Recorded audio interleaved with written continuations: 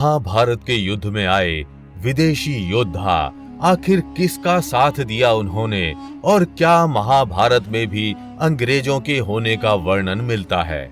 महाभारत के युद्ध में सिर्फ भारत के ही नहीं बल्कि विदेशी योद्धा भी शामिल हुए थे। एक और जहां यवन देश की सेना ने महाभारत के युद्ध में भाग लिया था, वहीं दूसरी ओर ग्रीक, रोमन, अमेरिका, मैसिडोनियन आदि योद्धाओं के लड़ाई में शामिल होने का भी प्रसंग महाभारत में आता है। तो क्या महाभारत का युद्ध विश्व का प्रथम विश्व युद्ध था? और आखिर क्यों आए विदेशी महाभारत के युद्ध में, आज हम आपको बताएंगे। तो वीडियो को अंत तक जरूर देखिएगा, लेकिन वीडियो शुरू करने से पहले जय श्री कृष्ण कमेंट करना बिल्कुल भी मत भूलिएगा। भगवान श्री कृष्ण की कृपा आपके घर परिवार पर सदैव बनी रहेगी। काला जादू हो या शनि की 7.5 होंगे हर कष्ट दूर, आएगी जीवन में तरक्की। अपने घर परिवार और संपत्ति को हर बुरी दृष्टि से बचाने के लिए आज ही मंगवाएं मंत्रों द्वारा सिद्ध नजर सुरक्षा कवच। महाभारत काल के अखंड भारत में हमें 16 महाजनपदों और उनके अंतर्गत आने वाले 200 से अधिक जनपदों का वर्णन मिलता है। इन सभी राज्यों ने महाभारत के युद्ध में निर्णायक भूमिका निभाई थी, लेकिन ये सभी राज्य मूल रूप से भारतीय थे। आइए अब जानते हैं उन विदेशी राज्यों के बारे में जिन्होंने महाभारत के युद्ध में अपना योगदान दिया। महाभारत काल में मलेच्छों और यवनों को विदेशी माना जाता था। भारत में भी इनके कुछ क्षेत्र हो चले थे। हालांकि इन विदेशियों में भारत से बाहर जाकर बसे लोग अधिक थे। देखा जाए तो भारतीयों ने ही अरब और यूरोप के अधिकतर क्षेत्रों पर शासन करके अपने कुल, संस्कृति और धर्म को बढ़ाया था। उस काल में भारत दुनिया का सबसे आधुनिक देश था और सभी लोग यहाँ आकर बसने और व्यापार आदि करने के प्रति बहुत उत्सुक रहते थे। भारतीय लोगों ने भी दुनिया के कई हिस्सों में पहुंचकर वहां शासन किया और एक नए देश को गढ़ा है। Indonesia, Singapore, Malaysia, Cambodia, Vietnam, Thailand इसके उदाहरण हैं। भारत के ऐसे कई उपनिवेश थे जहां पर भारतीय धर्म और संस्कृति का प्रचलन था। ऋषि गर्ग को यवनाचार्य कहा जाता था, मतलब वे यवन के रहने वाले थे।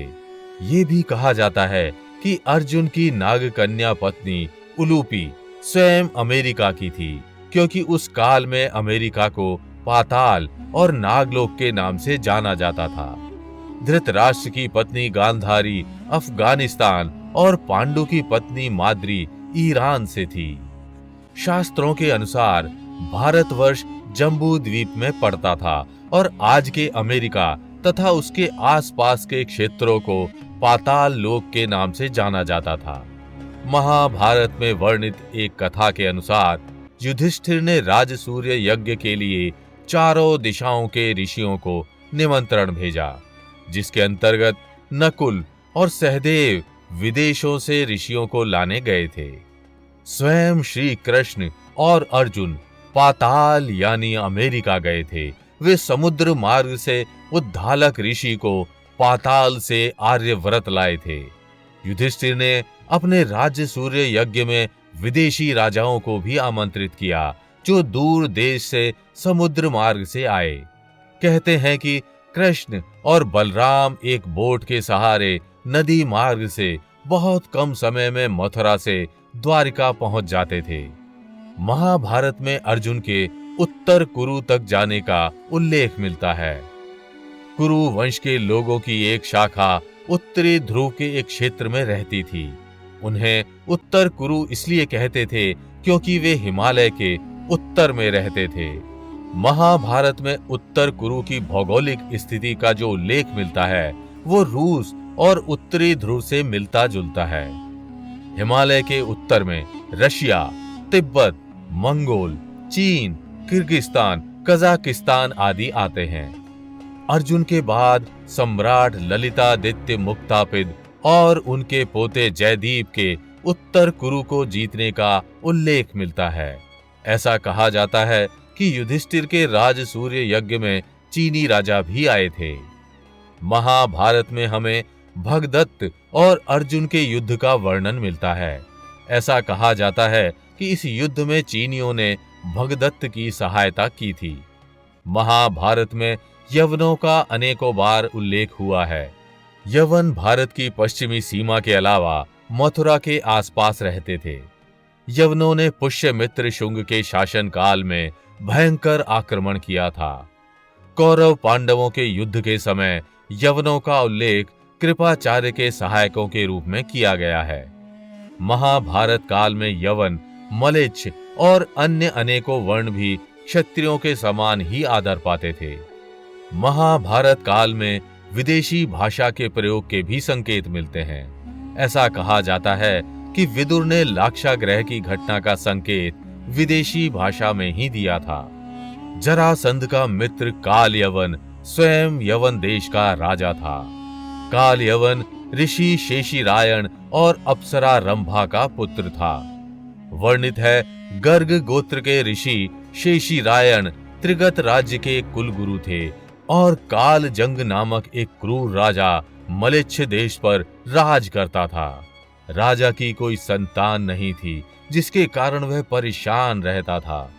उसका मंत्री उसे आनंदगिरी पर्वत के एक विख्यात ऋषि के पास ले गया।